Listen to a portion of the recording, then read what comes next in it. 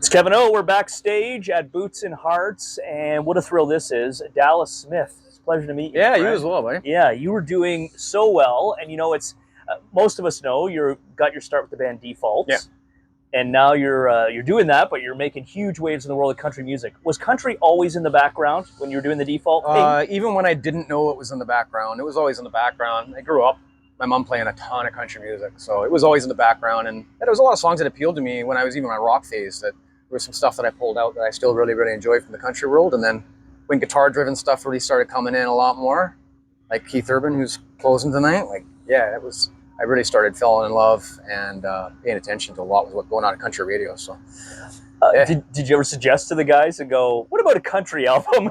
No, they wouldn't be into it. No, Yeah. no, that was kind of my love. Yeah, Yeah. yeah. They were confused when I brought it up, but Is that right? yeah, a little bit. You referenced Keith Urban. You toured with Keith a few years ago. 17, yes. Back on stage with him tonight. Yes. What did you learn back in 17 from watching Keith Urban take the stage every night? Hey, he's a pro of pros.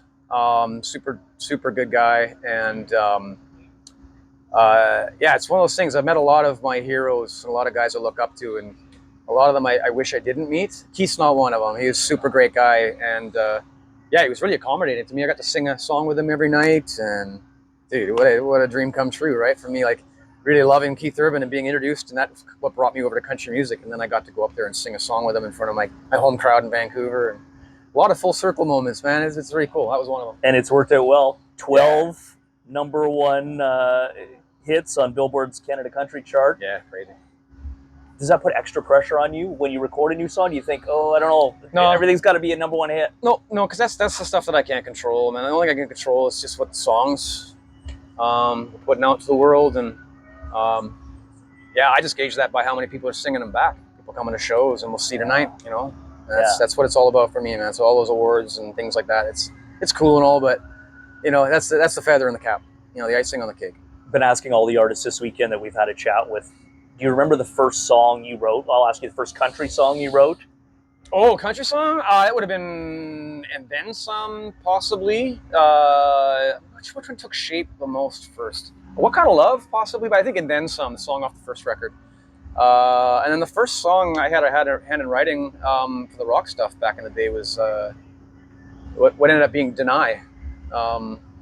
Yeah, one of our singles off that first record. Yeah. Yeah. So yeah, man, a long time ago. Toured with Bob Seger. What's your best Bob story? I only met him the one time.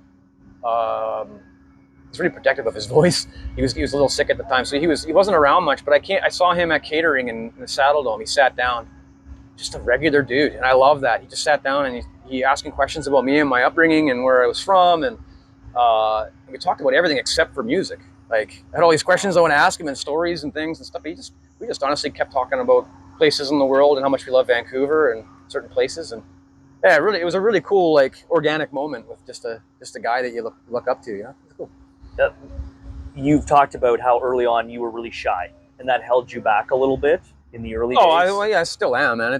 It'll always be a constant thing for me. Pushing, and it's just not, you know. There's a couple artists I talked to, right? You get in the music business that long ago. Rock bands, you can kind of be like quiet, anonymous, yeah, right? But this stuff is like, yeah, man, it's brought me out of my shell a little bit. And I continue to hopefully do that, and have fun with the guys and put on a better and better show. And yeah.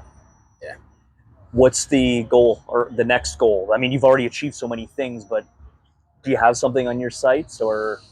Man, just making new fans, just keep playing shows and do what I'm doing. And hopefully the stuff that I release can just keep reaching people and have songs that have meaning in people's lives. And, you know, I really love the songs that I look back on that had a lot of meaning to me growing up. And I hopefully some of my catalog can do that for other people. People loving the latest song, Singing in a Beer. Yeah. Which is all over Country 90.5 and every other country radio station in the country. New album in the works, correct? It's done.